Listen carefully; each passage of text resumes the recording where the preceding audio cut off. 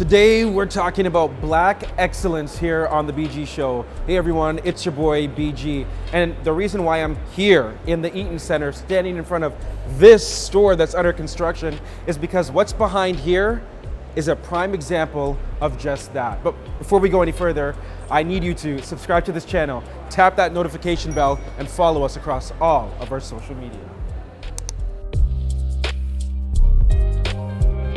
So you're probably wondering, where the heck are we? What space is this? Guess what? We have a BG Show exclusive for you right now.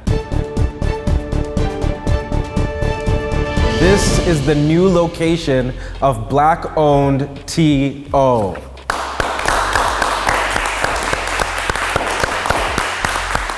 Which kind of leads me with a lot of excitement to introduce our first panelist, Kerin John, CEO of Black-owned T.O. How do you feel right now?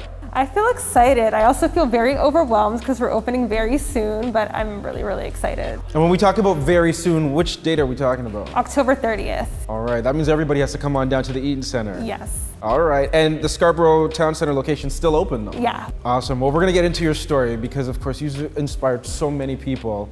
But I gotta get over to our next panelist, Jesse Jones, host of Bachelor in Paradise Canada, also an entrepreneur. You can catch all the action and the romance from Paradise. What has it been like for you to step in front of the camera now? My early days were in theater, so I mean, this is not like a stretch, but it is just a new element of things that allows me to kind of, again, you know, just keep connecting worlds and keep pushing for it. So I'm honored for the opportunity, and we'll see how it goes, you know? Yeah, and we know, listen, this guy, I'm so excited that he's inspired many people. Mark Strong, media personality, community leader, voice of the Raptors. Raptors fans, it's time for Scotiabank Arena to light up the north. We want to see those wristbands right now. I'm so happy to be here. Listen to that baritone. Listen to that. No, I put it on every once in a while, but you know, I appreciate being here today, man. I really do. Listen, we're here to talk about Black excellence, and it was a no-brainer to invite all of you three to be on the panel because it really feels you guys are the definition of what that is.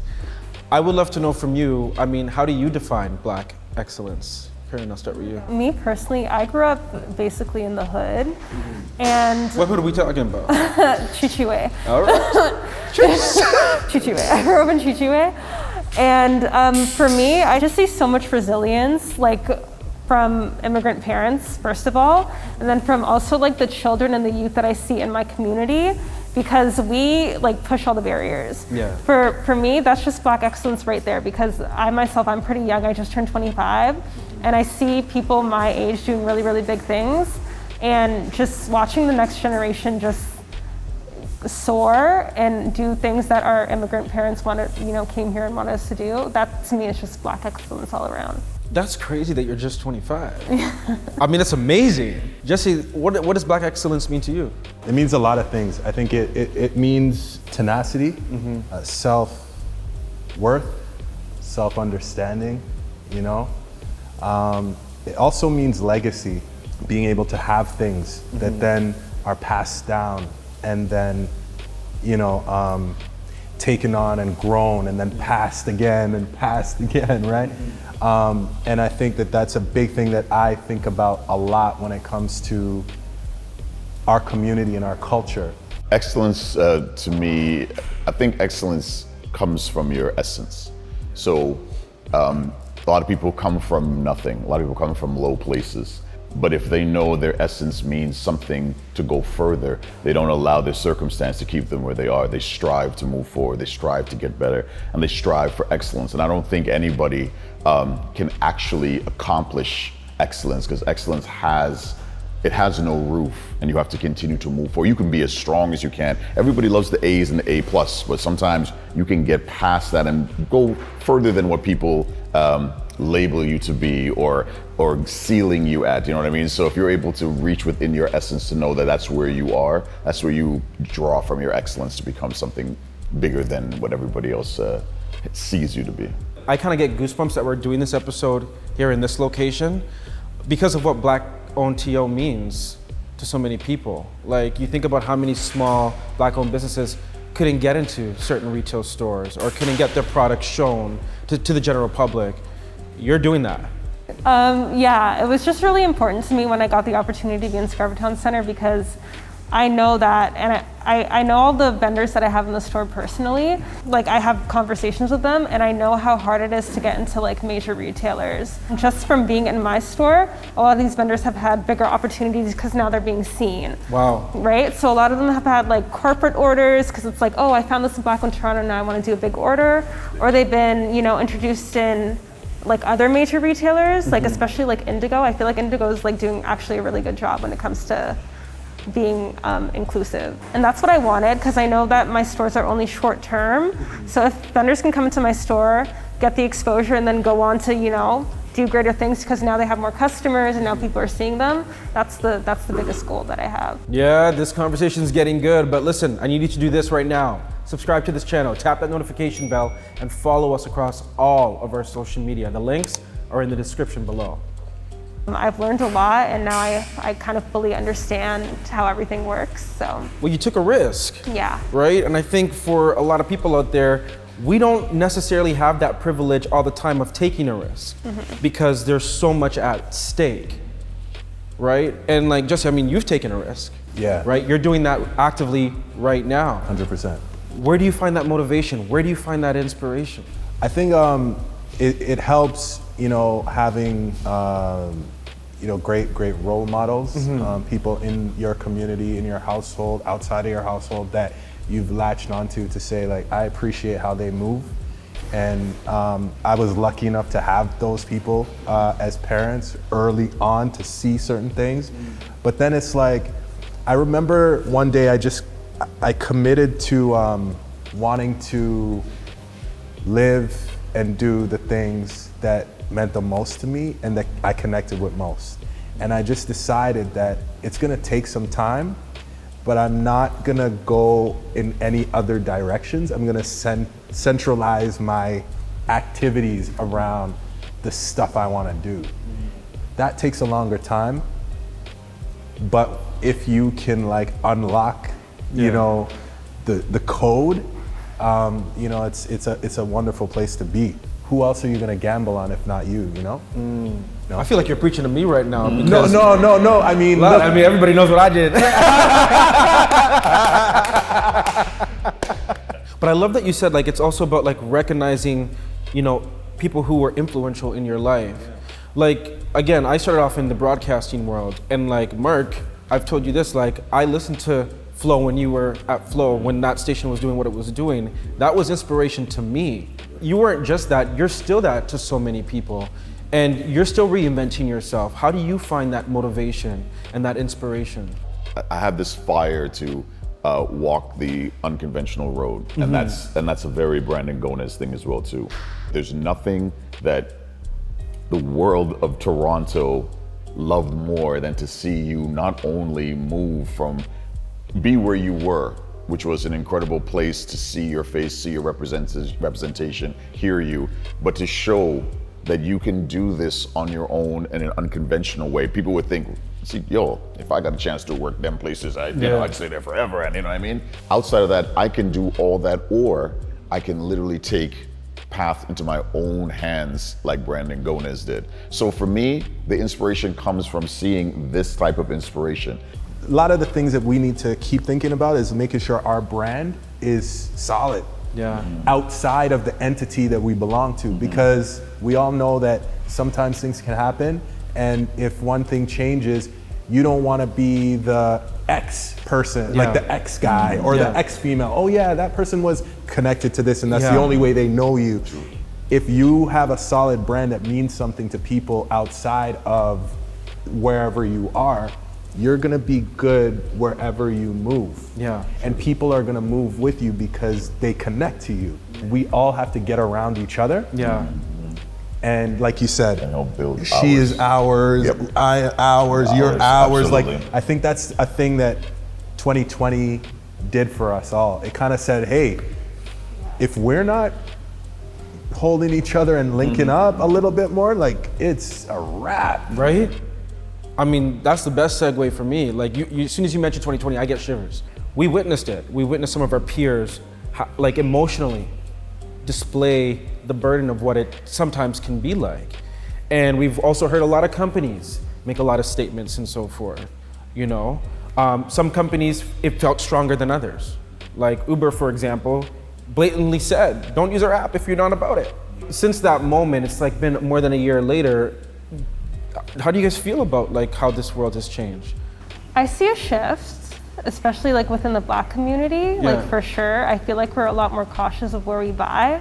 When it comes to like large companies, I feel like when they were in the heat of the moment, they made their statements and they, you know, said what they had to say, but it's just like, what are you doing to like really continue showing your support when it comes to like how you hire people? And don't just hire them because to, you know, fill your quota or whatever, like treat them with respect and learn about what it's like being Black in the workplace. No, things are getting real here. Listen, I need you to subscribe to this channel, tap that notification bell, and make sure to follow us across all of our social media. Let's get back into it.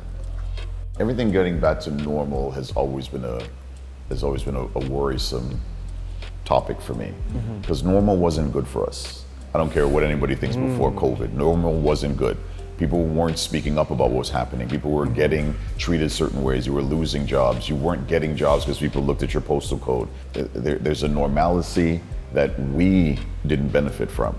We need to start to sort of rechannel what normal is to us in our community in order for that to be a different face moving forward, because we can't allow that normal of before COVID to feel like it's okay to go back to that normal, because that's not our normal to thrive in. I think that's such a good point. It's like normalizing Black bodies in all different positions. Whether, you know, you're achieving excellence, and whatever excellence is how you define it, or if, you know, I'm also about normalizing just being basic. Just being a basic Black person. Instead of having to be like a superhero. Right? Because I feel like sometimes there is a pressure to that when you come from, you know, communities of color, and I'm gonna just talk about Black, that, you have to overachieve just to for that one bit of recognition. But why can't it just be achieve? It's tiresome. You know what I mean? Like, it's tiresome, and it gets to us. But I think I think we're built for it. It'll take a while. It's going to take a while to feel like, why can't I just be? Because I know that we're living this for some generations to come, so they could feel more normal in who they are. We have to take all this for now, and then allow them to feel a little bit more loose. That's the legacy thing too, right? And that's the legacy. That's the legacy thing too, you know? Like, there are young people going into Scarborough Town or coming to Eaton Center who are gonna see your space, and that is going to click into their heads that, hey, not only could my product be here, but I could have something too. And I think that's the most important thing, is believing that you can do something. I guess this leads me to my kind of a last question, because I love to leave on an optimistic note. But if you were to look out 5 years from now, maybe 10, let's give it a decade. Black people in Canada, let's talk about us here. What's the future look like to you? For me, when I opened the store, people wanted to come inside and they wanted to look and they wanted to feel product, they wanted to see things. I still think that's the preferred way of shopping. And it's really, really hard, especially in Toronto. It's extremely expensive, and we just don't get the same opportunities when it comes to like business loans and people even believing in our ideas or feeling that like there's a market for the products that we have. So I hope that as things progress, it's easier for us to get our own like actual physical stores. I'm super passionate about the business side of things in terms of like where we show up in the boardrooms and decision-making places, because you know, that's what affects the department store decisions, and that's what affects the retail, and that's what affects the TV and the radio, right? And so again, I understand that we're a part of a larger ecosystem of cultural melting pot here in this country, but I feel like having more presence in those decision-making spaces in the next 10 years, I think that's gonna allow for more conversation happening when decisions are being made. You talk about black hair and these types of conversations. I mean, that's a big thing in the workplace. It's a huge thing in the workplace that I think is an opportunity for companies to start to really like dig into. Because I don't want to go off on a tangent listen. here, but that We have no time limits here. No commercial breaks needed. Just hit that subscribe button, tap that notification bell, and follow us across all of our social media. Get into it, Jesse. I know, but for real, like, I mean, that alone is like, it's one discussion that I think if you don't experience it, you might just kind of, hair? Like, why would we even explore that? Right. But it's so connected to how a person feels. Confidence. So many things. One conversation in a workplace about hair or could change the course of someone's professional existence, period. Going forward, we need to have more than just the talent in front of the camera. Like, we need like black engineers, cameramen, because we need more of that, because a lot of us who, when all of us want to go and be like, we want to play basketball for the Raptors because we love basketball. We need to learn that if you love a passion in something, you can be part of something even if you're not the star player. You can do something else within the boardroom, within the different thing. You can coaching staff, you can do therapy, rehab, you can do all that kind of stuff. On the other side of that sometimes, sorry to interrupt you, sometimes more money is made and sometimes there's more money on that end as well too, and less stress on that end as well too. You know what I mean? Looking at you. Okay? Listen to what Mark's saying. Someone has to pay those players that money. You know what I mean? Have to cash that check, have to write that out. You have to, things have to be in a line, accountants, all that kind of stuff.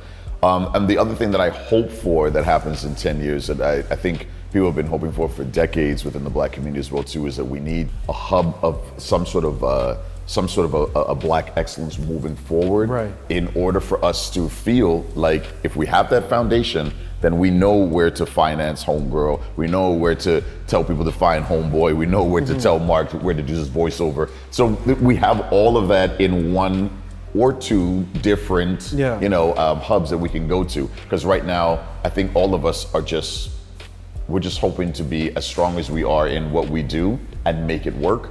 But if we had that support from everybody through one sort of channel, like a it'd be Black so much Pages. easier. Like a Black Pages. Uber is actually working with the Black Chamber of Commerce to create that exact thing. That's dope. So you can have a one-stop shop. That's dope. If you need an accountant, if you need a lawyer, if you need the best restaurant. So in 10 months, not 10 years? That's what I'm saying. That means that money's moving quick. Right out the bed, right out. Kerin, Jesse, Mark. Yeah, man. Thank you so much for being on the BG Show. It's been a pleasure to have you guys, and thank you for hosting us. Yes. In this space that honestly, I really and truly hope you can feel and know means more than I think words can describe. Like, this represents so much to the community. Yeah, everyone's proud of you, man. Like, Very proud of you. As you need things, reach out to the community. Absolutely. Yeah. Because we want to see it grow. We want to see it continue, and we're ours, man. I want to be here for all of us. So whatever we can do. Yeah. Oh, thank you guys.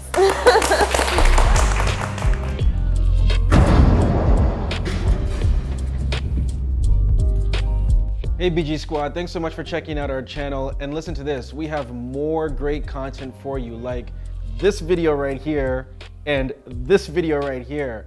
By the way, don't forget to subscribe to this channel right now and tap that notification bell.